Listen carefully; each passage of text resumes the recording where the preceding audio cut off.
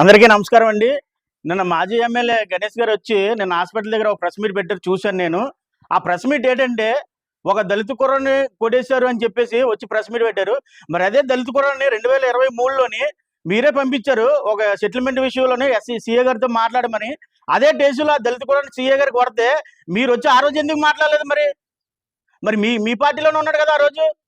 మరి మీ పార్టీలో ఉన్నాడు. ఆ రోజు వచ్చి మా కుర్రాడు నేను పంపించిన కుర్రాడు మీరు ఎందుకు కొట్టారని చెప్పేసి కనీసం సీఏ గారితో మాట్లాడమంటే అదే మేము మా దళిత సంఘాల నాయకులందరం వెళ్ళి ఆ రోజు హాస్పిటల్లో ఉన్న కుర్రాడిని తీసుకొచ్చి అదే అల్లంపల్లేశ్వరరావుని తీసుకొచ్చి అదే స్టేషన్ ముందర మేము ధర్నా చేసాం. మరి ఆ రోజు మీరు ఎక్కడికి వెళ్ళిపోయారు?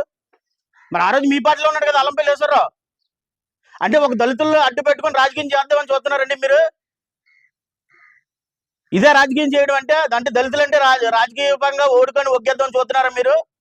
మరి ఇలాంటి సంస్కృతి మేము ఎక్కడ చూడలేదండి. అంటే మా దళితులందరూ కలిపి మీ మీ 2019లో ఓట్లేసి గెలిపించినందుకు అదే దళితులందరినీ పెట్టుకొని ఇప్పుడు కూడా 2024లో 2025లో మీరు రాజకీయం చేద్దామని చూస్తున్నారు. అలాంటి రాజకీయాలు చేయడానికి ఇప్పుడు దళితులందరూ ఎవరు సిద్ధంగా లేరు. నిజం తెలుసుకున్నారు. నిజం తెలుసుకుని తెలుగుదేశం గవర్నమెంట్ గెలిపించి చంద్రబాబు నాయుడు సీఎం చేశారు.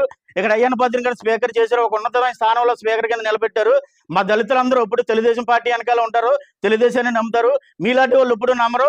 మీలాంటి వాళ్ళు నమ్మినందుకు 2019లో ఏం చేశారో మా దళితులందరూ గుణపాఠం తీసుకున్నారు. అదే డాక్టర్ సుధాకర్ గారి నర్సీపట్నాన్ని ఇక్కడ మాస్క్ అడిగిన పాపానికి మీరు ఏం చేశారో మీకు తెలుసు, నాకు తెలుసు, నర్సీపట్నం ఉన్న దళిత నాయకులు అందరికీ తెలుసు.